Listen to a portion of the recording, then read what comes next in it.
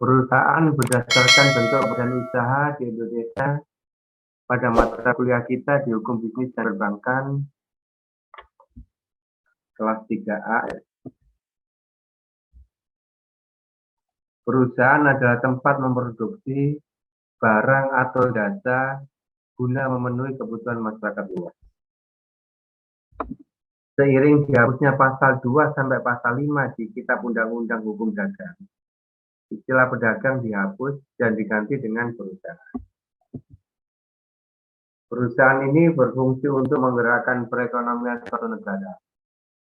Pasalnya, perusahaan menyerap tenaga kerja untuk memproduksi suatu barang atau jasa agar bisa dijual ke masyarakat.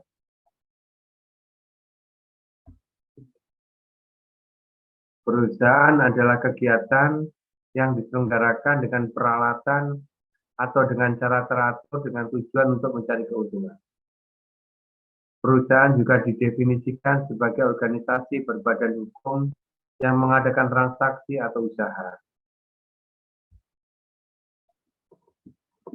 Menurut Undang-Undang Nomor 8 Tahun 97, pengertian perusahaan adalah setiap bentuk usaha yang melakukan kegiatan secara tetap dan terus-menerus untuk memperoleh keuntungan, baik yang diselenggarakan oleh perorangan maupun badan usaha yang berbentuk badan hukum atau bukan badan hukum yang didirikan dan berkedudukan di wilayah Indonesia. Berdasarkan Undang-Undang Nomor 3 Tahun 82 tentang wajib daftar perusahaan, pengertian perusahaan adalah badan usaha yang didirikan dan beroperasi di wilayah Negara Kesatuan Republik Indonesia dengan tujuan menghasilkan keuntungan. Jadi profit oriented usaha. Sesuatu dapat disebut sebagai perusahaan apabila memenuhi unsur-unsur berikut. Pertama, adanya kegiatan produksi yang bersifat tetap dan berlangsung terus-menerus. Kedua, dijalankan secara terang-terangan. Tiga, diadakan pembukuan untuk transparansi keuangan dan pemungutan pajak. 4, bertujuan mencari laba atau keuntungan. Dengan demikian, pengertian perusahaan adalah badan hukum yang dibentuk untuk menjalankan bisnis komersial. Tujuan perusahaan yaitu memanfaatkan sumber daya manusia dan alam untuk memproduksi suatu barang dan atau jasa yang bermutu tinggi agar bisa menciptakan keuntungan sebanyak-banyaknya.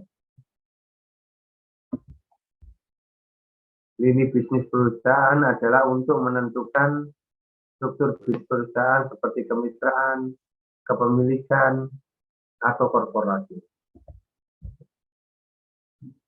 Jenis-jenis perusahaan berdasarkan bentuk badan usaha ada perusahaan perseorangan, persekutuan perdata, persekutuan firma.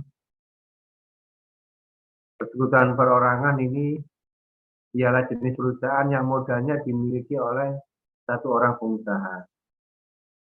Perusahaan perseorangan dijalankan oleh satu orang tersebut. Jika dapat bekerja, maka statusnya hanya membantu pengusaha yang terikat dalam perjanjian kerja. Ini biasanya ada di UG atau di PT perorangan. Sedangkan persekutuan perdata yaitu jenis perusahaan yang berdiri dari perjanjian antara dua orang atau lebih untuk mengikatkan diri dan memaksukan sesuatu untuk membagi keuntungan bersama. Persekutuan perdata merupakan bentuk umum dari persekutuan firma dan perusahaan komanditer. Persekutuan firma yaitu jenis perusahaan yang dibentuk dua orang atau lebih untuk menjalankan perusahaan di bawah satu nama yang sama. Persekutuan firma ini dibagi menjadi firma dagang, firma jasa, firma umum, dan firma terbatas. Sebentar saya izin saja handphone saya, koneksinya kan wifi-nya dari HP.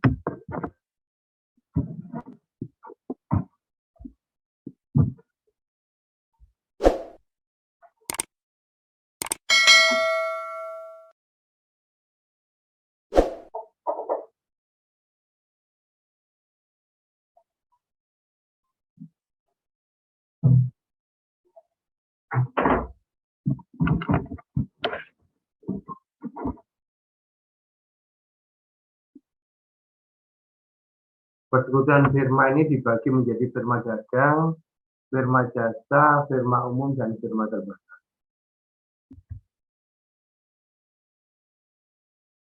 Ada persekutuan komanditer atau CV, ini juga termasuk jenis-jenis perusahaan berdasarkan bentuk badan usaha, ada yayasan, ada koperasi. CV yaitu jenis perusahaan yang terdiri dari 2 orang atau lebih, di mana anggotanya memiliki tingkat keterlibatan yang berbeda-beda di antara anggotanya.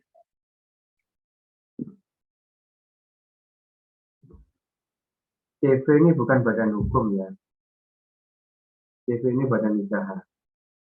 Yayasan, koperasi itu badan hukum. Yayasan yaitu jenis perusahaan yang bergerak di bidang sosial, kemanusiaan, dan keagamaan. Namun jika melihat pengertian perusahaan, menurut Undang-Undang Dokumen Perusahaan, yayasan tidak termasuk dalam perusahaan karena yayasan tidak bertujuan untuk mencari keuntungan. Yayasan ini sifatnya nirlaba, tapi bukan berarti tidak ada laba, tetap pasti ada sisa ataupun keuntungan. Koperasi yaitu jenis perusahaan yang didirikan dan dioperasikan oleh anggotanya sendiri, di mana seluruh anggotanya memiliki tanggung jawab yang sama dalam mengelola perusahaan.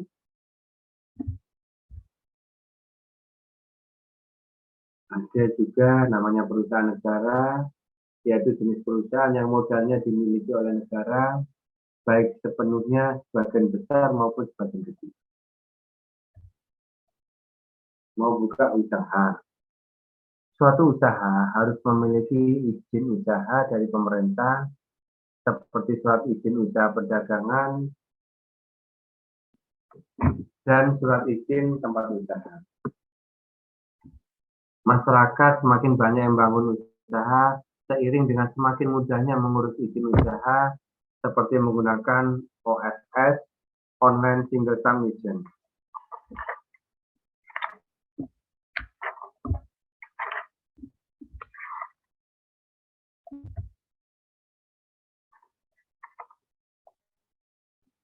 Selain itu, munculnya berbagai model bisnis yang baru juga turut andil dalam perkembangan usaha baru di Indonesia.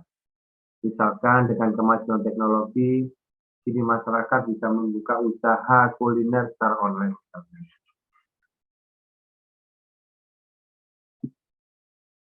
Oleh karenanya, pemerintah membuat aturan izin usaha untuk memberikan koridor yang jelas dalam membangun sebuah usaha. Hal ini juga untuk menciptakan lingkungan usaha yang kondusif dan teratur.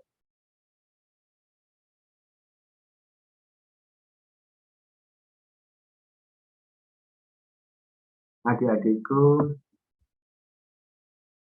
sebelum kita memulai suatu usaha atau membuka usaha, saya sarankan jenengan bisa menjual diri.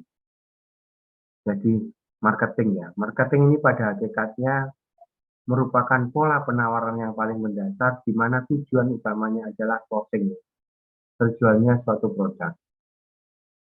Sebagus apapun produk yang bisa kita buat atau kita hasilkan, jika kita tidak bisa menjual juga pasti omong kosong.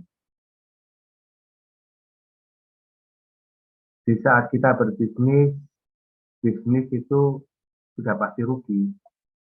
Resikonya kaya, insya Allah. Jika kita berpikir bisnis pasti rugi, atau kita berpikir bisnis itu pasti untung, pasti dapat cuan, jangan berbisnis lah. Jadi pegawai saja pasti untung, tapi untuk berkelimpahan memang agak susah. Jika kita berpikir bisnis itu pasti dapat untung, dapat cuan, dan pasti sukses, kita akan gampang tergoda untuk menyerah di tengah jalan. Kenapa? Karena dalam bisnis, profit itu tidak langsung kelihatan secara instan. Setelah kita baru memulai bisnis, kita pasti akan ada rasa kesal dan kecewa, seperti kegagalan, misalkan jualan tidak laku-laku, biaya operasional yang tinggi. Jadi biaya operasional ini lebih besar daripada omset kita, apalagi profit, produk gagal, dan lain-lain. Padahal mungkin bisnis kita ini sangat berpotensi, hanya saja kita kurang banyak trial and error. Nah, pesan di awal kita memulai bisnis, mari kita telah lagi. Apa visi bisnis kita? Apa masalah yang ingin kita selesaikan? Jangan sampai kita korbankan masa depan bisnis kita demi keuntungan sesaat atau sekedar mau kejar profit instan. Dan pola pikir itu juga harus dirubah. Jika pola pikir kita karyawan, 1 ditambah 1 itu sudah pasti 2. Dan insya Allah selamat kalau jadi karyawan. Kalau kita mau berbisnis, pola pikir kita dirubah. 1 ditambah 1 itu insya Allah 11. Tapi jangan salah, sangat mungkin 1 ditambah 1 hasilnya 11 juga. Jadi itu ini dilihat. Ada banyak macam izin usaha di Indonesia. Izin usaha yang paling umum adalah surat izin tempat usaha dan surat izin usaha perdagangan. Berikut ini beberapa jenis izin usaha di Indonesia. Yang pertama adalah surat izin tempat usaha. Ini diurus untuk membuktikan tempat usaha yang digunakan sudah diperbolehkan untuk menjalankan bisnis. Biasanya surat ini diurus sebelum dimulainya kegiatan usaha. Tanpa dokumen perizinan seperti surat izin tempat usaha, perusahaan bisa dianggap ilegal dan jenis kegiatan usaha bisa dihentikan secara paksa oleh pemerintah. Tempat usaha yang berhasil mendapatkan surat izin tempat usaha artinya telah memenuhi syarat tata ruang, kelestarian lingkungan, dan diterima oleh masyarakat sekitar tempat. Ini pihak yang berwenang yang berhak merilis surat izin tempat usaha adalah pemerintah daerah dan memiliki peraturan yang berbeda-beda di masing-masing daerah. Yang kedua yaitu surat izin usaha perdagangan. Diurus untuk menandakan bahwa pengusaha bisa melaksanakan kegiatan dagangnya. Surat izin usaha perdagangan ini sama pentingnya dengan surat izin tempat usaha. Pasalnya, tanpa memiliki surat izin usaha perdagangan, perusahaan bisa dianggap ilegal dan kegiatan usaha bisa dihentikan secara paksa oleh pemerintah daerah. Sama halnya seperti surat izin tempat usaha yang di nomor 1 tadi, surat izin usaha perdagangan juga dikeluarkan oleh pemerintah daerah, di mana persyaratan dan prosedurnya berbeda di setiap daerah. Nomor 3 yaitu NPWP, nomor pokok wajib pajak. NPWP menjadi izin usaha yang umum dimiliki oleh pengusaha di Indonesia, sebab NPWP tidak hanya dimiliki oleh pengusaha, tetapi juga seluruh warga yang telah berpenghasilan sendiri karena wajib membayar pajak. Yang keempat adalah NRP, nomor register perusahaan. Atau yang biasa kita sebut dengan TDP, tanda daftar perusahaan. Ini wajib diurus pelaku usaha untuk tempat usahanya. Hal ini agar menandakan usaha tersebut terdaftar dengan jelas dan yakin. Nomor 5 ada NIB, nomor induk berusaha. Jika suatu usaha tidak memiliki NIB, maka tidak perlu lagi mengurus surat izin usaha perdagangan dan NIB ini menjadi nomor identitas pelaku usaha untuk memudahkan proses perizinan. Yang keenam ada SKDP, surat keterangan domisili perusahaan. surat izin usaha yang menandakan kejelasan tempat usaha yang dibangun. Surat izin usaha ini berisikan informasi terkait alamat resmi yang menerangkan tempat domisili yang sah dari suatu usaha. SKDP hanya bisa dikeluarkan oleh kelurahan setempat atau atas izin lurah. Jika usahanya berada di desa, maka kepala desa lah yang memberikan SKDP ini. 7. AMDAL, analisis mengenai dampak lingkungan. Izin usaha yang dikeluarkan untuk mengkaji dampak lingkungan dari sebuah usaha. Namun izin usaha ini tidak digunakan untuk mengizinkan suatu usaha berdiri jika mempengaruhi lingkungan. Jadi jika mempengaruhi lingkungan, maka AMDAL ini insya Allah tidak akan terbit. Yang ke-8 yaitu IMB, izin mendirikan bangunan. IMB digunakan untuk pengusaha yang ingin membangun tempat usahanya sendiri. Dengan memiliki IMB, artinya bangunan atas suatu usaha tersebut sudah resmi terdaftar. Yang ke-9 adalah surat keputusan pengesahan badan hukum. Surat ini hanya diperlukan bagi perseroan terbatas atau PT. Surat izin usaha ini untuk mengesahkan PT tersebut agar sah dari kacamata hukum di Indonesia. Surat keputusan pengesahan badan hukum dikeluarkan oleh Kementerian Hukum dan HAM. Ke-10 ada akta pendirian PT. Tidak hanya surat keputusan pengesahan badan hukum, akta pendirian PT juga wajib dimiliki oleh sebuah PT. Hal ini agar PT dapat menjalankan bisnis dengan lancar dan tidak mendapatkan masalah di masa mendatang.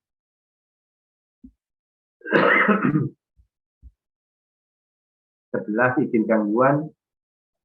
Izin gangguan ini diperuntukkan bagi jenis usaha yang dapat menimbulkan potensi bahaya, ketertiban, kerugian, gangguan lainnya yang bisa muncul kapan saja. Kafe-kafe yang ada hiburan malamnya, sekolahan itu juga perlu izin hak atau izin gangguan ini. Umumnya izin gangguan ini harus diurus oleh pengusaha yang memiliki usaha yang berhubungan dengan dunia malam umumnya.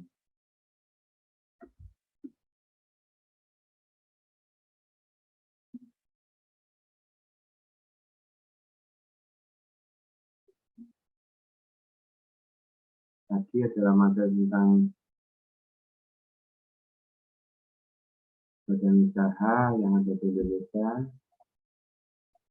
Mungkin ada pertanyaan atau mau konsultasi tentang masalah yang kemarin atau masalah yang ada di dunia kerja, silakan.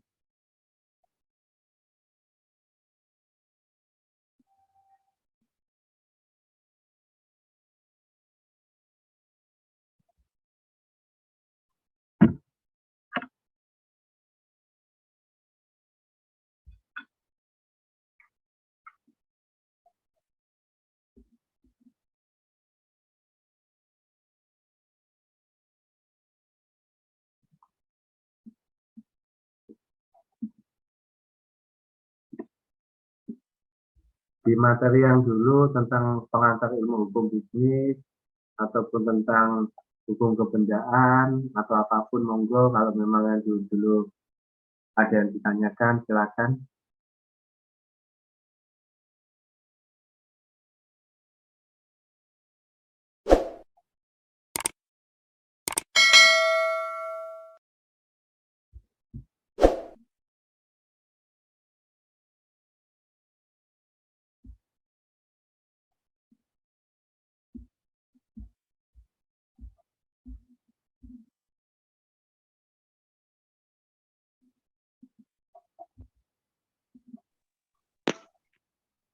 Mohon izin bertanya, Pak. Iya, monggo, Pak. Untuk pengurus NIB itu syaratnya itu apa aja, Pak? Untuk NIB, ya. Nah, ngurus NIB ya, jadi langsung ke pelayanan satu atap. Ya ada NPWP jenengan, KTP, terus domisili dari tempat usaha tersebut, Pak. Atau yang NIB dari OSS, dengan langsung masuk OSS saja. Di situ jenengan cuma masukkan KTP jenengan, terus alamat tempat usaha dan apa semacam semacam apa semacam bahwa usaha itu dengan pernyataan pribadi nanti dengan upload. Kalau NIB dari PT perseorangan.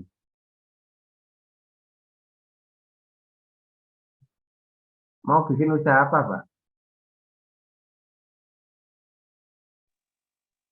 Ini produk, Pak, produk makanan ringan.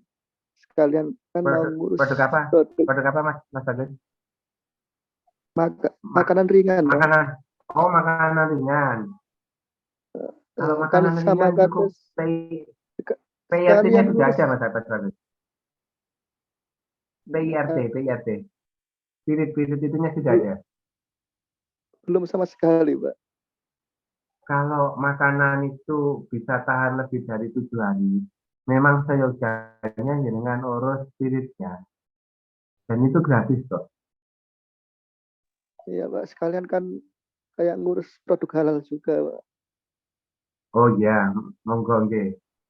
Tapi sebetulnya saya itu agak pro kontra dengan sertifikasi halal sebetulnya. Kalau saya pribadi ya. Saya pribadi ya, itu kan suatu objek gitu. Suatu objek dan pasar yang bisa dimanfaatkan. Ya, seperti hanya kita lihat mie gacoan atau apa itu kan juga nggak akan mungkin bisa terbit sertifikasi halalnya, Mas Bagus. Walaupun produknya halal, kan yang dari menu-menunya itu ada yang menu setan, menu iblis itu kan nggak akan mungkin bisa terbit sertifikasi halal. Oh, berarti nama itu juga pengaruh ya, Pak. Sangat pengaruh, nggih. Saya pribadi kurang suka. Kenapa sih kok? Karena negara kita ini negara Muslim. Kenapa kok nggak buat sertifikasi non halal aja? Kan lebih gampang kan gitu aja. Misalkan mereka yang menjual misalkan mie babi ujung panjang, ngurus surat sertifikasi non halal kan itu lebih lebih gampang ya. Ngurus-ngurus itu juga butuh biaya kan. Akhirnya kan jadi pasar untuk pemasukan kan gitu. Saya pribadi kontra di situ. Mungkin kalau mie setan itu kan mengikuti tren, Pak. Iya, dari nama yang itu kan jelas nggak akan mungkin terbit halal. Padahal produknya insya Allah halal kan gitu kan. Iya kan rata-rata di sini pasti halal semua gitu loh. Terus kenapa kok harus dibuat sertifikasi halal gitu loh. Sudah jelas ini negara mayoritas muslim gitu. Ya kalau nggak gitu mungkin pemerintah nggak dapat pemasukan gitu.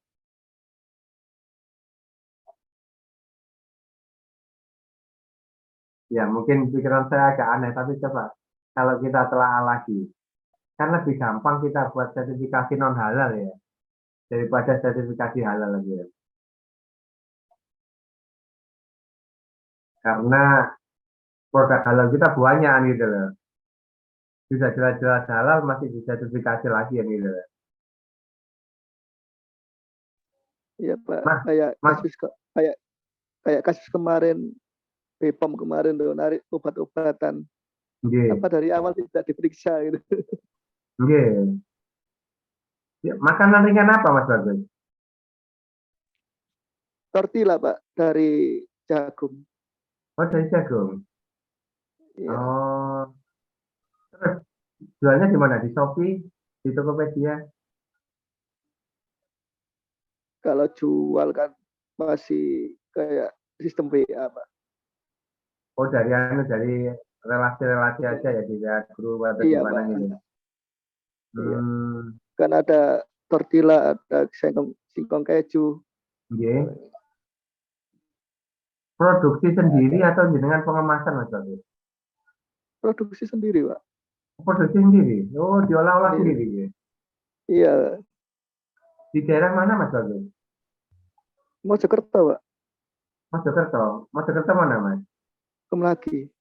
Oh, Kemlaki. Oh, iya, iya. Itu saya Puri, Mas. Oh iya, Pak. Iya. Kan nggak jauh dari situ. Hmm. Kan ini kan kayak singkong keju, tortilla kan dijadikan produk unggulan desa saya, Pak. Iya, iya, iya, iya. Banyak ya. Jadi di sini banyak pengrajin tortilla juga. Iya, iya. Kalau produk itu tahan lebih dari 7 hari, memang harus ada PIRT-nya.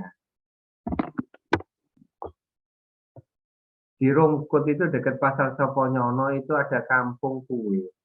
Ya memang tidak tahan lama karena memang tanpa pengawet. Kita beli sekarang jam-jam 2 pagi, jam 1 pagi sudah ada.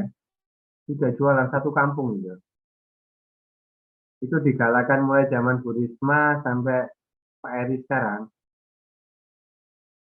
Tiap rumah beda-beda, ada yang buat perut ayam, ada yang buat lemper, ada yang buat apa risol, terus apa sosis Solo, macam-macam. Jadi memang digalakkan.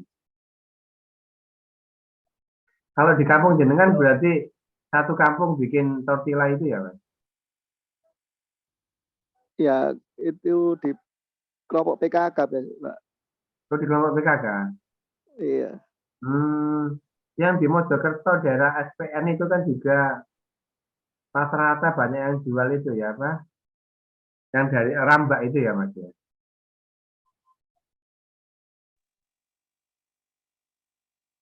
Kalau daerah mana itu Pak Rambak kok? Daerah SPN Mojokerto. Sekolah Polisi Negara itu, Mas. Oh ya Pak, daerah Berangkal. Berangkal ya itu ya. Iya, berangkalan itu ke Mojokerto. Saya beli mentahannya, saya goreng sendiri tidak enak, Mas. Karena mungkin minyaknya tidak celep ya.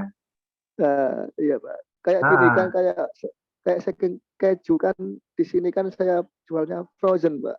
oh frozen gitu. Frozen. Hmm, Kalau kemasan jual kemasan berapa anu, Mas? Berapa berapa kilo per paknya?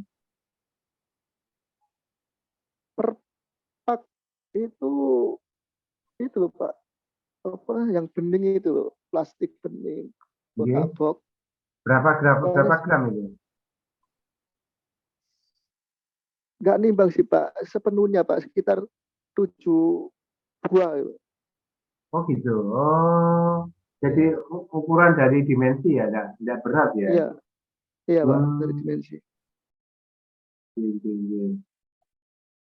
Omset sudah berapa, Mas Bagus? Ya Pak, Omsetnya sudah berapa sekarang? omset ya lumayan lah Pak.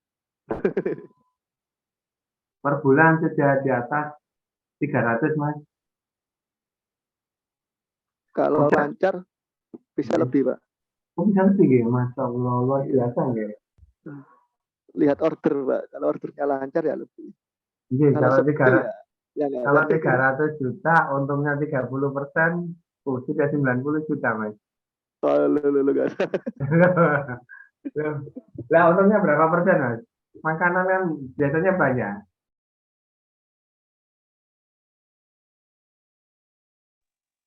Eh, kayak satu minggu bisa order 500 pak udah bagus Pak. 500 pak ya. Satu paknya berapa, Mas? 7.000 Pak. 7.000. 7.000 kali 500 pak. 350.000 ya, Mas? Ya 3,5 juta ya, Mas? Iya, ya, Mas. 3,5 juta ya. Ya Pak. 3,5 juta itu per minggu. Oh, berarti kalikan 4. Berarti 14 juta, Mas, omsetnya, Mas. Iya, kalau rame Pak. Oh, berarti tidak sampai 300 juta ya berarti, Mas? Nggak sampai Pak. Oh, itu apa? Ditingkatkan lagi tidak bisa, Mas Bagus? Kalau Ini Pak, ini kan sistem pesanan Pak, gitu loh. Kalau pesanannya banyak, paling saya nyetok di rumah itu 200 pak, 300 gitu Pak. Nggak berani. Saya nggak pasti Pak, gitu. Oh gitu. Istrinya almarhum adik saya itu juga jualan frozenan. Itu dia misalkan ayam Pak Soleh itu dia bisa per bulan itu bisa sampai 200 ayam Mas, dia bisa jual. Terus belum produk-produk lainnya misalkan tahu atau apa ya kayak singkong frozen macam-macam. Kayak ayam Pak Soleh. Itu kalau kulaan itu kalau dia kulaannya per 50 itu dapat harga 40.000. Dia jualnya 50.000. Tapi kalau dia kulaan banyak, misalkan langsung kulaan 200, ketemunya sekitar 37-an. 37 berarti dia labanya kan kurang lebih berarti 13.000. 13.000 kalau dia bisa jual 200 potong, sudah lumayan. 2.600.000 Mas keuntungannya.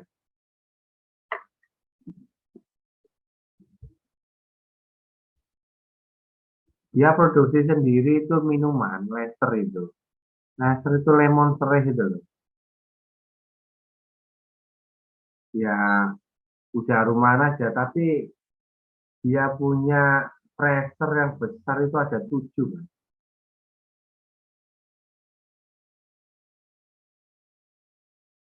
Jandanya adik saya, iya. Mungkin kalau di kota bisa lebih ramai ya Mas Bagus ya. Kemungkinan sih Pak. Soalnya ini karena saya order kebanyakan dari daerah Bali Pak. Oh dia dari Bali? Iya Pak. Hmm. Dari temen coba-coba ketagihan gitu. Iya. Iya, sekarang kayak apa usaha di Pujasera juga sudah mati ya sana Mas ya. Sejak ada tol itu ya. Dulu jalan Mojokerto itu kan ramai, mesti orang lewat situ ya. Makan makanan ramai, sekarang kan mati semua di situ.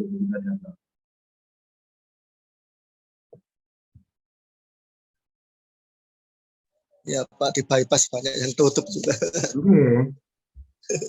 Depot Anda itu juga tidak seramai kayak dulu toh Mas ya. Dulu kan ramai tidak karu-karuan. Sekarang ya ngapain juga masuk kota macet tidak karu-karuan. Langsung ngetol aja langsung. Sekarang duduk di rumah, barangnya nyampe di rumah loh Pak. Iya, iya. Enggak, misalkan kita perjalanan luar kota itu loh, makan di jalan kan sudah enggak kita langsung ngetol aja. Iya, kalau makanan misalkan kita pakai Shopee Food itu kan order di atas berapa itu kan murah loh kan. Makan satu keluarga itu sudah cukup-cukup kalau tidak salah. Itu saya biasa juga jarang masak, dia biasa order gitu. Produk lainnya apa Mas Bagus selain singkong ini? Dulu pernah ikut Jemblem Pak. Oh, Jemblem, jam-jam. iya. Iya. Jemblem lama-lama itu minatnya sedikit, pindah ke singkong keju itu Pak. Tahu pernah juga unde-unde warna-warni. Iya. Musiman kok gitu Pak, musiman. Kadang rame, kadang sepi. Usaha gorengan belum pernah ya Mas Bagus? Gorengan? Iya. Saya lihat orang-orang yang dari Jawa Barat itu kan banyak di sini. Dia kan ada punya usaha gorengan itu ada sampai 10 rombong, 12 rombong, di macam-macam titik gitu loh. Yang jual cireng, jual ote-ote, yang kecil-kecil dijual 500 rupiah itu loh Mas. Oh, kalau di sini sudah banyak Pak yang jual gorengan. Iya. Tapi dari perkalian itu kan lumayan Mas. Daripada kita jualan online, ya memang waktunya lebih fleksibel ya, tapi perkalian dari pendapatannya kan kurang, Mas.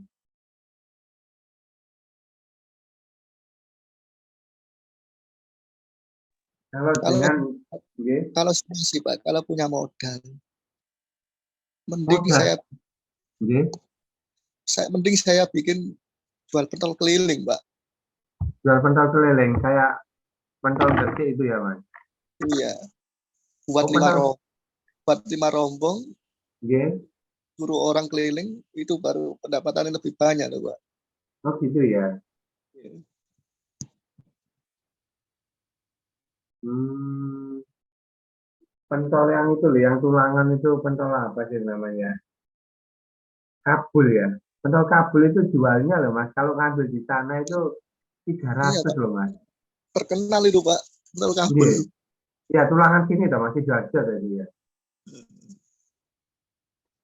Iya, dia pulaan. Saya tanyain dulu. Berapa sini, Bu?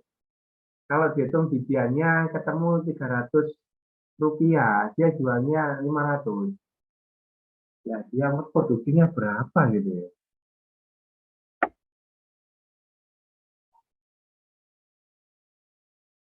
Untuk Soalnya nekan, gitu, soalnya pentol di Mojokerto itu masih jalan ya.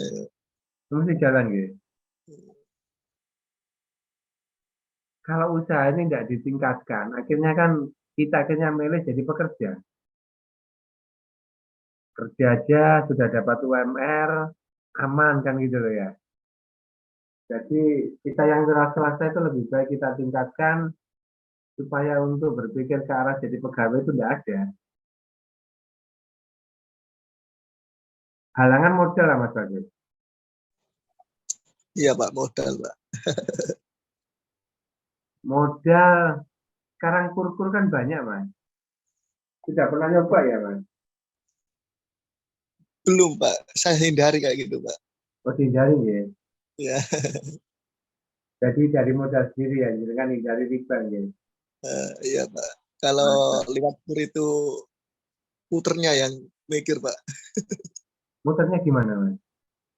Maksudnya kok dari batinya eh, diputer lagi untuk Jadi nyaur di bank.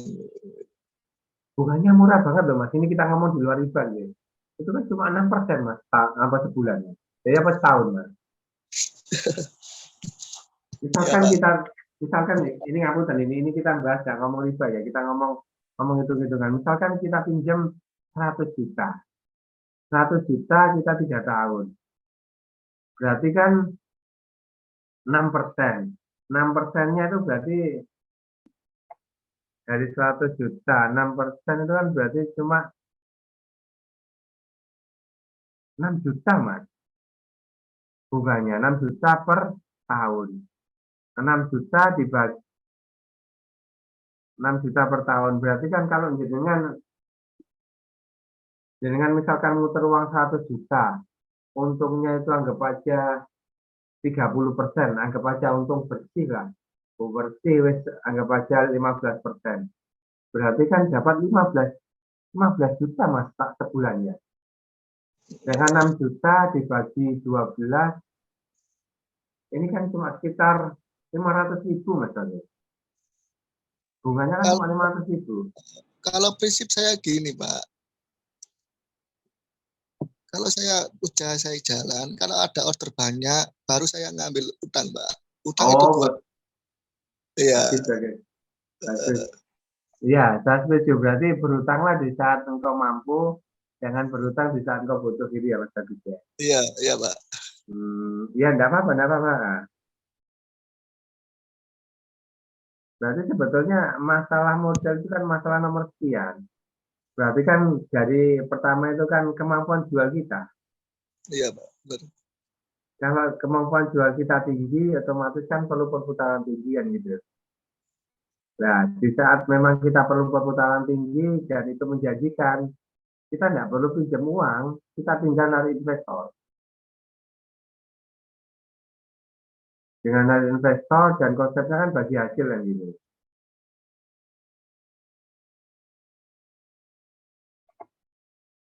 Jadi, insya Allah lebih selamat seperti itu. Kelihatannya tadi materi saya itu ada yang salah loh, kok sebentar gitu loh.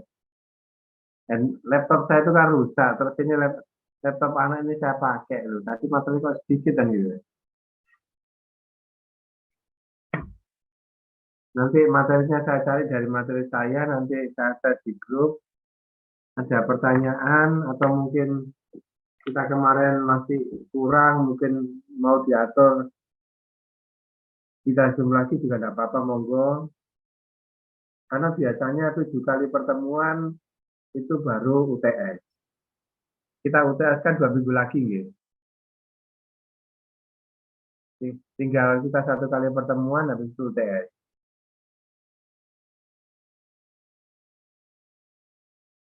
Gitu. Kalau tidak ada yang ditanyakan, saya tutup. Nanti materi saya di grup. Terima kasih banyak atas perhatiannya. Wabillahi taufiq wal hidayah. Wassalamualaikum warahmatullahi wabarakatuh. Waalaikumsalam warahmatullahi wabarakatuh. Malam, Pak.